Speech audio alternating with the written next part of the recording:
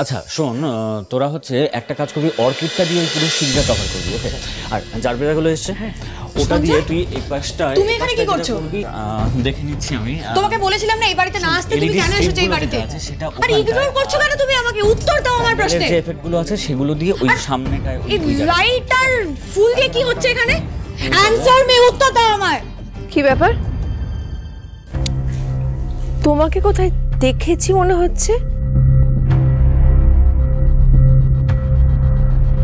এসব এখানে কি করছো?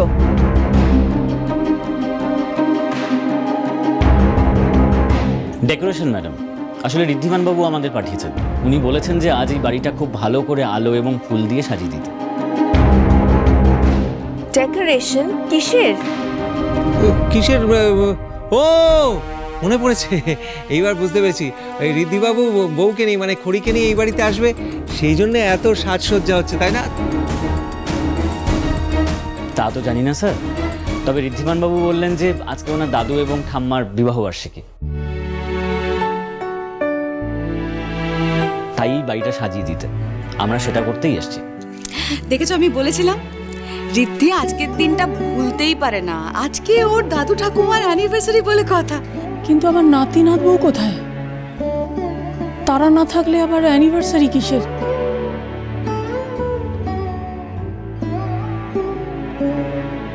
আজ এ বাড়িতে আমি একটা পার্টি রেখেছি ঠাম্মি।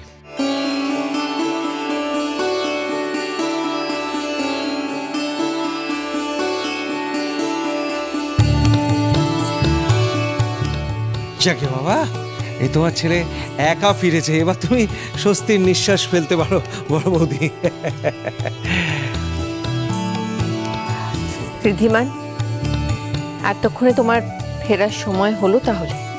হ্যাঁ মা, সরি, আসলে কাল ওনারা খুব অনুরোধ করছিলেন ওখানে থাকার জন্য, তাই থাকতেই হতো। কিন্তু আজ তো দাদু ঠাম্মির অ্যানিভার্সারি, তাই চলে এলাম। এবার তুমি একাই ফিরে এলে? একা কেন ঠাম্মি, সাথে করে তোমার অ্যানিভার্সারি গিফটও এনেছি। গিফট? কই?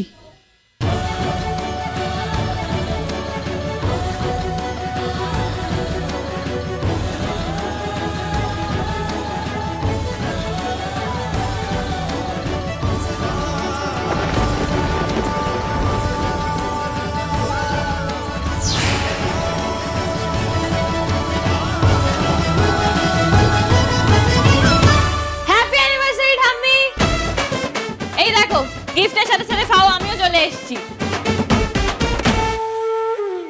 আর ঠাম্মি, তোমার আর দাদুর অ্যানিভার্সারিটা বড় করে সেলিব্রেট করার আইডিয়াটা কিন্তু করিনি। আজ আমি ভীষণ খুশি হয়েছি দাদু ভাই। আমাদের বাড়ির লক্ষ্মী বাড়িতে ফিরে এসেছে, এর চাইতে বড় উপহার আর কি হতে পারে?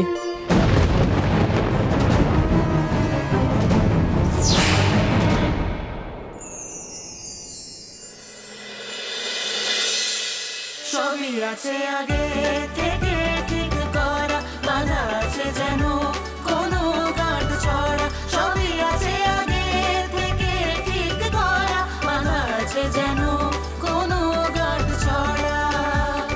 তোমার আমার গাঁট ছড়া,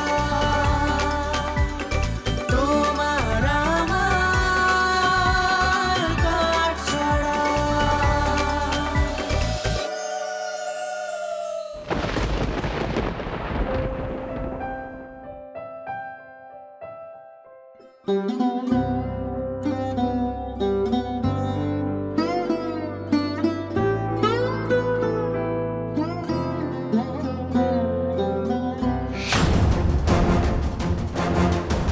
এই চাঁদ পানা মুখটা না দেখলে কি ভালো লাগে?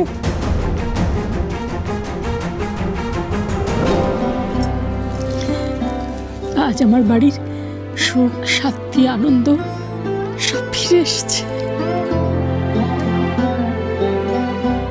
মা, আচ্ছা শান্তি অশান্তিতে পরিণত হতে ঠিক কতটা সময় লাগে বলুন তো?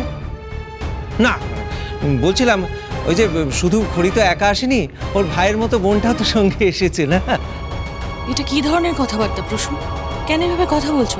বনি তোমাদের আত্মীয়, আর ও এলে কেন অশান্তি হবে? কারেক্ট, আরে পেঁচাল পিসে মশাই, আমি মানুষটা তো ভালোবাসা ছড়াতেই ভালোবাসি। আজকে কিন্তু আমি একদমই কোনো ঝগড়া, অশান্তি, মারামারি, ছোড়াছুড়ি কিচ্ছু নিয়ে আসিনি। আজকে আমি এসেছি একরাশ ভালোবাসার শুভেচ্ছা নিয়ে। খুব ভালো করেছো। সবাই মিলে একসাথে না থাকলে কি ভালো লাগে বলো তো? এই তো দাদু ভাই।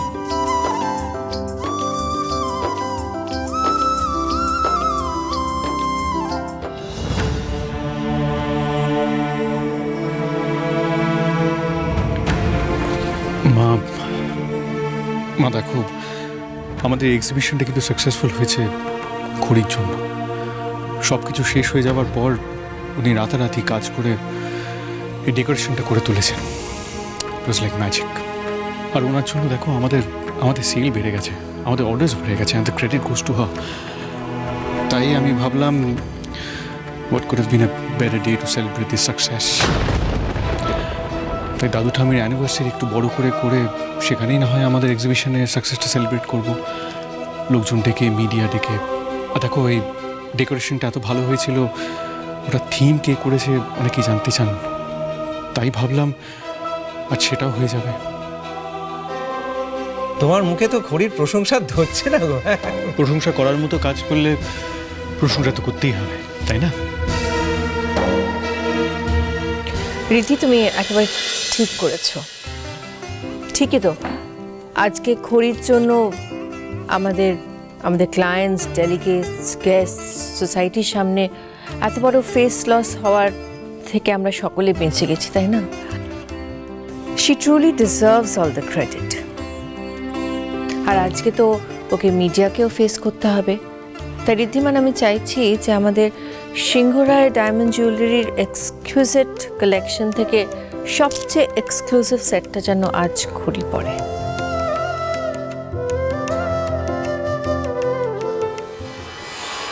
কি খুব ভেবেছিলে না যে এ বাড়িতে ঢুকতে না ঢুকতে একবারে রাজরানী হয়ে যাবে? দেখো তোমার বোনকে, দেখো ঢুকতে না ঢুকতে এ বাড়ির মালকিন হয়ে গেছে। সবাই মাথায় তুলে নাচছে। তোমাকে এরপরে কেউ বুঝবেও না। হ্যাঁ না ম্যাডাম, এসবের কি দরকার? মানে আমি তো চিন্তা নেই দিদু, আমি নিজে আজ খড়িকে সাজিয়ে দেবো।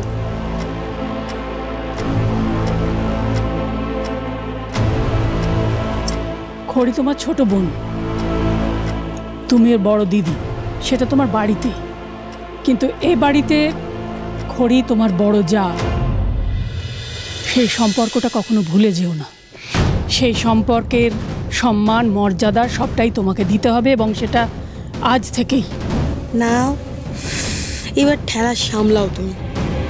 চিন্তা নেই দিদু, খড়ি আমার বড় যা, এবার থেকে আমি ওইভাবেই ওকে সম্মান দেব। আর তাছাড়া কতদিন পর আমি আমার বোনকে দেখলাম, আমার তো ওকে দেখেই মনটা ভালো হয়ে গেছে।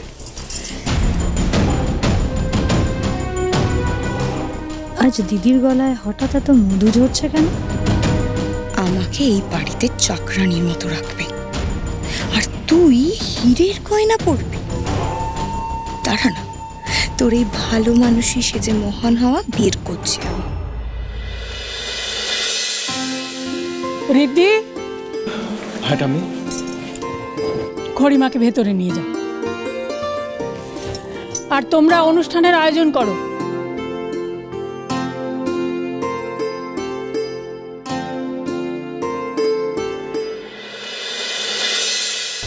আরে বাবা, যখন জানোই যে তোমার দ্বারা কাজটা হবে না, তাহলে কাজটা নিতে গেলে কেন আমি অন্য কাউকে দিতাম? কে বলেছে পারবো না? শুধু একটু সময় লাগবে।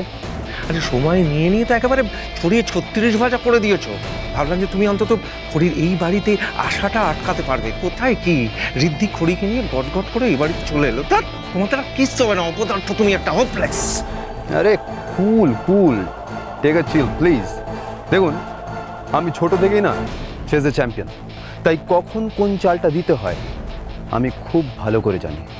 আজকের বিকেলের ইভেন্টে ঋদ্ধিমান সিংহরার জন্য সব থেকে বড় বুকেটা আমি নিয়ে আসবো।